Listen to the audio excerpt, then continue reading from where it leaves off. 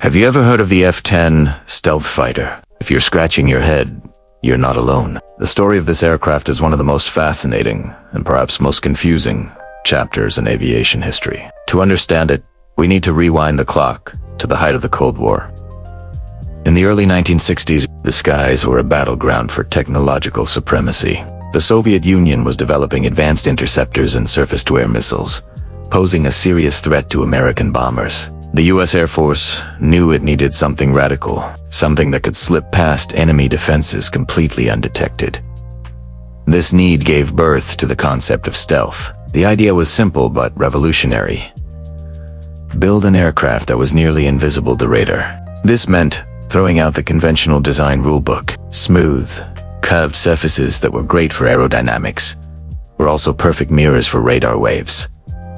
The solution, a jet built from a collection of flat panels, angled precisely to scatter radar signals away from the source, rather than bouncing them back. This is where the story gets interesting. The legendary Skunk Works at Lockheed, led by the brilliant Kelly Johnson and later Ben Rich, took on this challenge. Their top-secret project was codenamed HEV-Blue. Two small, experimental prototypes were built. They were bizarre-looking machines, faceted like a cut diamond, and so aerodynamically unstable they were nicknamed the Hopeless Diamond. In fact, they could only fly with the help of a sophisticated fly-by-wire computer system. The HEV-Blue demonstrators proved that the concept of a faceted, low-observable aircraft worked. The radar cross-section was incredibly small, a tiny fraction of a conventional jet. Despite both prototypes eventually crashing during testing, the data they provided was priceless. The program was a resounding success. Now, you might be wondering, where does the F-10 come into this? Officially, there is no F-10. The HEV-Blue project led directly to the development of the F-117 Nighthawk, the world's first operational stealth aircraft. Its official designation is F-117. But why do so many people remember it as the F-10? Or even the F-19? The answer lies in a masterful campaign of secrecy and disinformation. While the F-117 was being secretly developed and tested at remote desert airfields, the public was completely in the dark.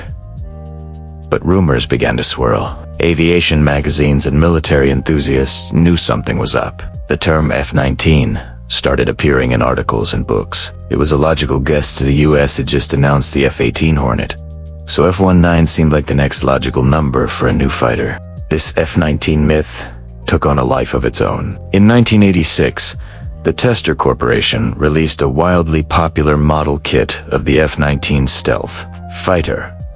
Their design was a sleek, curved, almost organic-looking aircraft. It was a complete guess, based on scattered rumors and artistic license.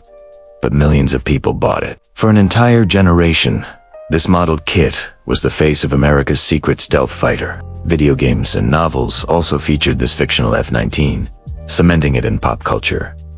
So, what about the F? This designation is even more mysterious. Some theories suggest it was an internal company designation, a placeholder used in early documents before the official F-117 number was assigned. Others believe F-10 might have been another piece of deliberate misinformation, a red herring thrown out to confuse potential spies and keep them chasing ghosts. It's a name that has clung to the stealth legend, whispered in forums and documentaries, but with no official aircraft to its name. The real aircraft, the F-117 Nighthawk, was finally revealed to the public in 1988, and it looked nothing like the smooth, curved F-19 model kit. It was the Hopeless Diamond, all grown up, angular, menacing, black jet straight out of science fiction. The world was stunned. The real stealth fighter was far stranger and more radical than anyone had imagined. The F-117 went on to prove its incredible capabilities during Operation Desert Storm in 1991.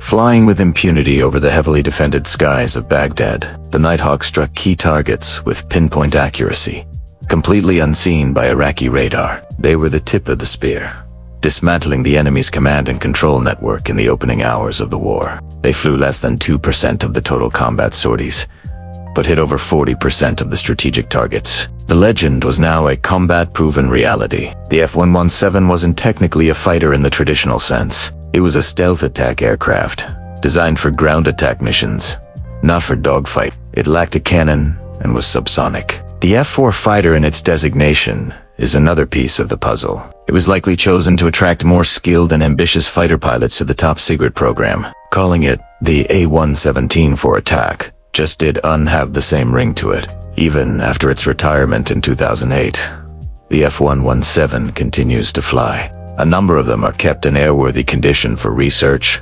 development, and training purposes. They are occasionally spotted flying over the Nevada desert. Ghostly reminders of a revolutionary era in aviation. So, the F-10 stealth fighter is essentially a phantom, a ghost in the machine of military history. It's a name born from secrecy, speculation, and perhaps a touch of deliberate confusion. It represents a time when the most advanced technology on the planet was hidden in plain sight, a mystery that captivated the world. The true story belongs to the F-117 Nighthawk, an aircraft so far ahead of its time that it bent the rules of physics and redefined modern warfare. But the legend of its phantom siblings, the F-19 and the F-10, serves as a testament to the incredible secrecy and mystique that surrounded its creation. It's a reminder that sometimes the stories we imagine are just as powerful as the truth. Thanks for joining me on this deep dive into one of aviation's greatest mysteries. If you enjoyed this, be sure to hit that like button, subscribe, and ring the bell so you don't miss our next exploration. See you in the next video.